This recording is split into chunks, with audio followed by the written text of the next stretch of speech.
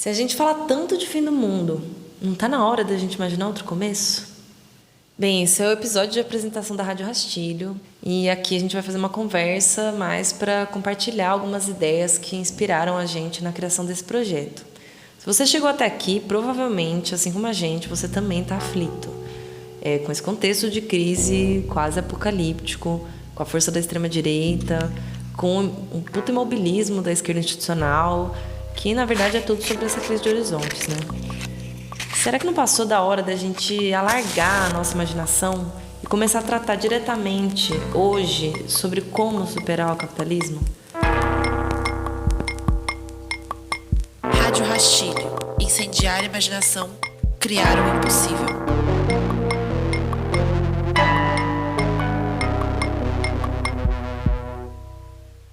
Coincidentemente, esses dias a gente estava no processo de preparação aqui do podcast, né? E aí a gente viu que o Safatli fez uma conferência, que ele deu primeiro no Rio, depois aqui em São Paulo. Foi parte de um ciclo que chamava Mutações, Constelações do Imaginário. E a palestra dele se chamava Violentar a Imaginação para Salvar a Imaginação. E lá ele fala assim, que a imaginação é o lugar onde o desejo cria livremente, sem se limitar às coisas já existentes. Bem, eu não sou filósofa, não sou psicanalista, então vou me limitar aqui às ideias mais que a gente acredita que podem ser úteis para pensar esse tema da imaginação estratégica. Pelo menos para mim, acho que a forma mais fácil de entender essa frase do Safatli é no processo de criação artístico mesmo, porque a gente só consegue criar uma coisa quando a gente está movido pelo nosso desejo, né? Não tem imaginação sem desejo. Não sei se é viajar muito, se é muita brisa, mas me lembrou outra coisa, que é um trabalho da Eneida Sanches, que é uma baita artista de Salvador, que mora aqui em São Paulo. E ela trata o processo de criação artístico como um processo de transe, não no sentido espiritual, mas no sentido da criação, que ela fala que quando você está criando algo, aquilo vem à sua direção e você vai na direção daquilo. E para mim tem tudo a ver com essa discussão sobre a gente só conseguir criar uma coisa movido pelo nosso desejo, né? Aquela ideia que fica atormentando a gente até a gente fazer o negócio. Enfim, eu só estou dizendo isso para falar como eu interpreto essa frase do Safatli, que é: não existe imaginação sem desejo, porque a imaginação é o lugar onde o desejo cria livremente. E se não é assim, a gente está se limitando às coisas já existentes. Ponto. Isso tem tudo a ver com a política, né? Porque a arte da política, e é claro que aqui a gente está falando da política das ruas e não a política dos gabinetes, ela é justamente essa capacidade do povo, de maneira auto-organizada, questionar o que já é existente e fazer o seu destino com as suas próprias mãos. O Jacques Rancière, ele fala sobre isso numa entrevista que chama Política é Imaginação. E lá ele diz assim: a imaginação é o poder de criar formas e a política é um assunto de imaginação. A maneira como se ocupa uma rua, uma universidade, uma fábrica, cada vez é um novo desafio, e não só invenções ou fantasias. A imaginação entra em ação para construir, delimitar, organizar um espaço, dar outro ritmo ao tempo. E, cara, isso é uma coisa muito real quando você está no processo de mobilização, né? Que é pensar que, tipo, cada luta demanda das pessoas formas diferentes. E é muito normal que no decorrer da própria luta muita coisa seja inventada, né? Aliás, acho que está aí uma coisa que seria muito legal para um episódio, que a gente trazer, né, uma galera de vários movimentos diferentes para trocar essa ideia sobre as coisas que foram inventadas em cada luta. Porque uma coisa é quando você está numa ocupação de reitoria e se formam comissões, e você vai pegar ali a galera que é das exatas e vai montar uma comissão para uma tarefa X, o pessoal que é das artes, que quer fazer um jornal doidão, diferentão, vai pegar o pessoal que está mais envolvido com as famílias e vai organizar a feijoada das mães, como eu já vi acontecer, por exemplo. Aqui em São Paulo teve também uma época, quando foram ocupadas as fábricas de cultura, a galera que fazia os cafés da manhã, que também era uma forma de dialogar com a população que estava saindo ali cedinho, indo para o trabalho. E isso é totalmente diferente quando você está numa ocupação de moradia e que tem não só a invenção das coisas para os momentos excepcionais, tipo, hoje vai ter ato, a gente vai fazer trancaço, queimar pneu, enfim. Mas tem também a invenção das coisas da luta cotidiana, né? Que a ocupação demandou ali se criar uma creche, uma cooperativa, uma biblioteca, e que são coisas que não são, a gente não é obrigado a inventar nada, né? Mas a luta demanda da gente, né? Então é muito muito interessante mesmo pensar como existe essa combinação da necessidade que cada luta coloca pra gente com esse impulso criativo que a gente acaba tendo para responder essas demandas da luta, né? E, bem, enfim, esse debate sobre imaginação estratégica, na real, não é novo, né? Eu acho que o maior evento histórico na nossa história recente, que impulsionou esses debates mais contemporâneos sobre a imaginação estratégica ou sobre crise estratégica, foi a restauração capitalista no leste europeu.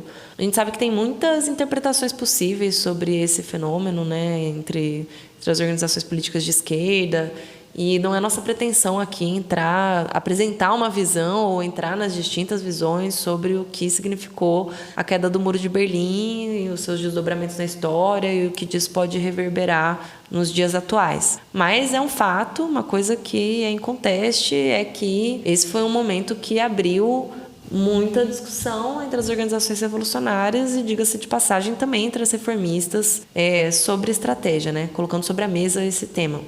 E foi nesse contexto de reflexões a partir da restauração capitalista no leste europeu e da crise de estratégia que se abre desde então, que o Josep Maria Antentes, do Anticapitalista Espanhol, escreveu em 2018 um artigo que a gente se referenciou bastante, que na verdade é bem inspirado também nas ideias do Ben Said, chamado Imaginação Estratégica e Partido. E eu particularmente gosto muito desse texto porque eu acho que é um texto que tem um esforço mesmo de categorizar, de sistematizar, de listar ali temas possíveis de reflexão para pensar a estratégia à luz do século XXI. Então, ele fala, por exemplo, sobre a forma partido, ou mais especificamente sobre a crise da forma partido, sobre a relação da estratégia com os ritmos de tempo e manejo do espaço na política, que é muito interessante, né? Pensar essa questão de como você tem que ter essa capacidade de manejar o tempo, que ora é o tempo do planejamento de médio e longo prazo, ora é o tempo que é comprimido por certos eventos na história, que aquela coisa, né? O dia que vale por anos, né?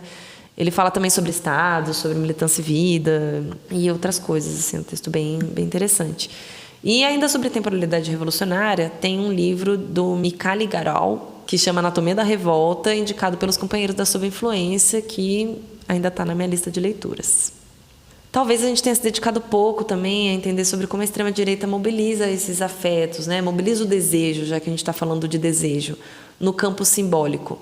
Eu, particularmente, nunca estudei muito sobre o tema, não foi um tema que a gente se debruçou muito até aqui, mas eu acho que pode ser um caminho, né? De repente, pensar sobre essa questão da imaginação estratégica, estudando um pouco sobre como a extrema-direita tem articulado a sua capacidade de fazer propaganda contra-revolucionária com esse âmbito da imaginação e da criação. Porque se é verdade que a extrema-direita ela guarda muita coisa que é autenticamente nazista, semelhante ao que foi a experiência dos anos 30, é verdade também que tem muita coisa que é respondendo a questões do nosso tempo. E talvez seja interessante também estudar para daí pensar a nossa própria crise, né? Mas, bem, eu falei que eu não estudei o tema, mas eu colocaria 2 referências aqui. Uma é uma pesquisa da Marília Furman, que é uma artista aqui de São Paulo, que tem pesquisado sobre estética da extrema-direita. E outro dia, compartilhando com um camarada a ideia desse projeto, ele recomendou um vídeo do canal bolsonarista Brasileirinhos. E eu fiquei muito chocada em reparar, assim, tanto a combinação de uma estética super tosca dos caras, assim, com um nível impressionante de aprofundamento teórico, de luta ideológica mesmo que eles estão fazendo ali. Mas, voltando sobre o tema de imaginação política e tempo, quero dar agora um exemplo positivo. A gente estava fazendo essa pesquisa, né, para o canal, e sobre o tema da imaginação política e tal, e a gente encontrou um livro que a editora da Unicamp lançou, que é do Pierre Dardot, que Pierre Dardot ficou muito conhecido aqui no Brasil e talvez mal citado por conta do livro A Razão Neoliberal. E esse livro dele é sobre o estalido chileno de 2019. A gente sabe que naquele momento, né, o Chile viveu manifestações imensas, né, multitudinárias, que começaram ali primeiro por conta do aumento das tarifas de transporte e depois acabaram eclodindo num ciclo de protestos enorme, muito importante, que questionou abertamente a ordem neoliberal, que é muito importante no caso do Chile, porque a gente sabe que o Chile foi esse balão de ensaio para a política neoliberal na América Latina, né? E esse livro ele se chama Memória do Futuro, Chile 2019 a 2022. E esse nome, Memória do Futuro, é um nome em referência a uma expressão dada pelas feministas chilenas que tem tudo a ver com imaginação política. Vou novamente trazer uma passagem aqui desse livro que fala o seguinte: a memória do futuro é esse exercício de imaginação política que proíbe situar o desejável em um passado que deveríamos tentar reproduzir ou restaurar, porque exige que situemos sempre o lugar que ocupamos no presente, a partir do lugar que desejamos ocupar no futuro. Esse lugar não nos é designado por um sentido qualquer da história que teríamos que descobrir. Ele é o lugar que sempre nós mesmos temos que determinar por meio da deliberação comum, mirando a ação comum. E no Brasil, recentemente, principalmente depois da ascensão da extrema-direita, acho que um dos debates mais importantes sobre, a partir daquela visão que é necessária uma frente ampla, para combater a extrema-direita. Acho que um dos debates mais importantes é justamente sobre o fracasso dessa ideia de suposta volta ao passado diante da ameaça dos neofascistas, como se essa pudesse ser ali a nossa boia de salvação, quando, na verdade, a gente sabe que é justamente na frente ampla e nesse grande pacto conciliatório que está muitas das origens das frustrações que levam justamente ao que é o fenômeno da ascensão da extrema-direita. De novo, falando do Safatli, pelo menos desde 2018, ele tem falado muito sobre esse tema da gente viver o esgotamento de uma era histórica, desse modelo neodesenvolvimentista da, entre aspas, esquerda brasileira. Sobre como esse esgotamento da nova república, como esse pacto conciliatório no pós-ditadura, que marcou os governos de conciliação de classes do PT, ele levou ao próprio esgotamento do PT, ao esgotamento da política e acabou colocando cada vez mais em questão a imaginação política, a partir do momento em que a população questiona também a sua própria capacidade de apresentar alternativas, diante de uma situação que todo mundo sabe que não é boa, E, para concluir, voltando àquela citação do Memória do Futuro, é interessante que, de novo, vem o tema do desejo, Lá elas falam assim, um exercício de imaginação política que exige que situemos sempre o lugar que ocupamos no presente a partir do lugar que desejamos no futuro. E aí vem uma reflexão para a gente que será que imaginação estratégica, que é isso que a gente está se propondo a debater aqui no podcast, será que imaginação estratégica não pode ser traduzido como desejo de futuro? Então, qual que será esse desejo de futuro que a nossa classe pode vislumbrar? E isso me lembrou uma passagem muito bonita do Manifesto Fiari, que foi aquele manifesto por uma Federação Internacional da Arte Revolucionária Independente, que foi escrito pelo Trotsky e pelo Breton. E essa passagem diz assim: consideramos que a tarefa suprema da arte em nossa época é participar consciente e ativamente da preparação da revolução. No entanto, o artista só pode servir à luta emancipadora quando está compenetrado subjetivamente de seu conteúdo social e individual, quando faz passar por seus nervos o sentido e o drama dessa luta, e quando procura livremente dar uma encarnação artística ao seu mundo interior. E essa passagem é muito incrível, Porque ali eles estão falando sobre como o artista ele deve criar livremente. Então, o artista ele cria sobre o que ele quiser criar, mas essa liberdade de criação, de maneira nenhuma, ela significa indiferencismo político. Ao mesmo tempo, o artista ele só é capaz de expressar na sua arte essa luta emancipadora quando ele tiver na palavra do manifesto, nas palavras do manifesto, compenetrado subjetivamente, quando passar pelos seus nervos o sentido e o drama dessa luta. E aí, se a gente está pensando que imaginação estratégica é esse desejo de futuro, será que então a questão não é pensar sobre como esse desejo de futuro passa pelos nervos da nossa classe? Sabe? Será que essa crise estratégica que a gente vive também não tem a ver com esse cinismo da política, com essa política que parece que não está falando realmente sobre o que a gente está vivendo, sobre o que a gente está sentindo, aquela frase ensaiada, aquela performance ali, aquela coisa muito política do parlamento, Será que a falência dessa política não se expressa também nessa falta de passar pelos nossos nervos, Ou dizendo pela positiva, será que a superação disso, Será que pensar em imaginação estratégica, será que esse desejo de futuro só não vai acontecer quando o drama da luta passar pelos nossos nervos, pelos nervos da nossa classe, E uma companheira, ela citou outro de um exemplo muito interessante também, falando do VAT, né? Ela estava falando sobre como o VAT, que é o Movimento Vida Além do Trabalho, foi capaz não só de falar de um tema muito concreto e perceptível para qualquer trabalhador que vive a escala 6x1, mas como ele projetou também outra forma de vida possível, que é a vida além do trabalho. Eu acho que esse é um ótimo exemplo para a gente pensar sobre desejo de futuro, sobre imaginação estratégica num sentido muito concreto. Bem, então, para concluir, o que é essa rádio, né? Aqui a gente quer trocar ideia entre ativistas, artistas, intelectuais, dirigentes, militantes de organizações diferentes, de tradições diferentes, sobre estratégia revolucionária. E na nossa primeira reunião de preparação, a gente listou uma série de temas possíveis. Eu queria apresentar um pouco aqui para vocês também poderem imaginar um pouco, para que vocês também possam vislumbrar um pouco quais são os temas que a gente está planejando trocar aqui entre nós. Além desses que eu já citei antes, sobre a questão do partido, temporalidade revolucionária, Estado, militância e vida, a gente pensou também em falar sobre autodefesa, sobre poder popular e autogestão da classe trabalhadora. A gente pensou que a gente poderia também tratar algumas perspectivas estratégicas de autores específicos, né, que são parte da tradição revolucionária. Então, uma companheira falou sobre estratégia de desgaste, estratégia de abatimento, que são conceitos da Rosa Luxemburgo, pensando sobre a relação entre política e estratégia. A gente pensou que a gente pode estudar alguns casos históricos, como foi, por exemplo, a Revolução Russa, entre vários outros temas. Então, também queria, de antemão, já deixar aqui um convite aberto, que é quem quiser, tiver sugestões de temas e quiser mandar para a gente, por favor, mandem, que a gente vai organizar com maior alegria. E, bem, por que a gente chama Rastilho, né? A primeira referência, claro, é do grande álbum Rastilho, do Kiko Dinucci, que é uma referência para todos nós aqui que estamos na organização do projeto.